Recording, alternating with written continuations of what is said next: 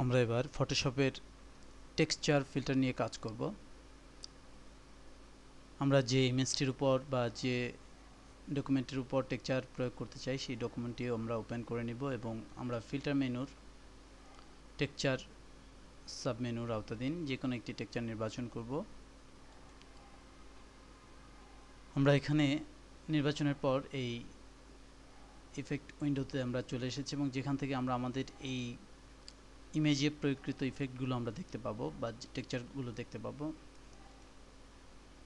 টেক্সচারাইজার নামে যে টেক্সচারটি রয়েছে আমি সেটি নির্বাচন করছি। লক্ষ্য করুন আমার যে ইমেজটি সেটি টেক্সচারাইজ হয়ে গেছে এবং এই টেক্সচারাইজারের বেশ কিছু মেনু রয়েছে, সাব মেনু রয়েছে বা অপশনস রয়েছে। সেখান থেকে আমরা কি ধরনের টেক্সচারাইজ আমরা এটা করতে চাই সেটি নির্বাচন করে দিতে পারবো। যেমন এটি রয়েছে ব্রিক।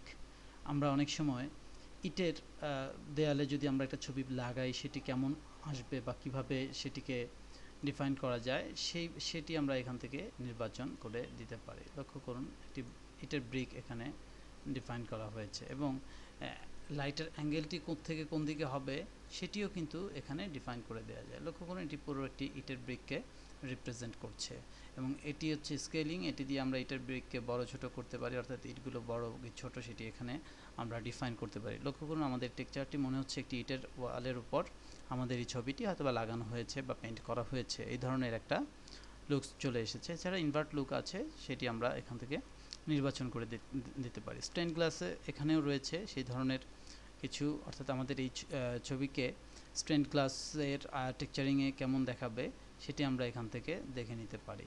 এখান থেকে আমরা আমাদের বর্ডার, লাইট ডেন্সিটি সব কিছু কমাতে বাড়াতে এখান থেকে পারি।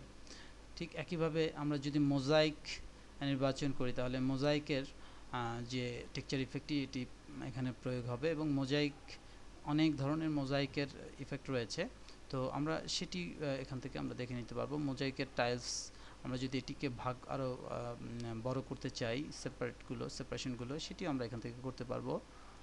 এভাবে করে আমরা আমাদের যে ইমেজে আমাদের প্রত্যাশিত যে টেক্সচারটি সেটি আমরা প্রয়োগ করতে পারবো।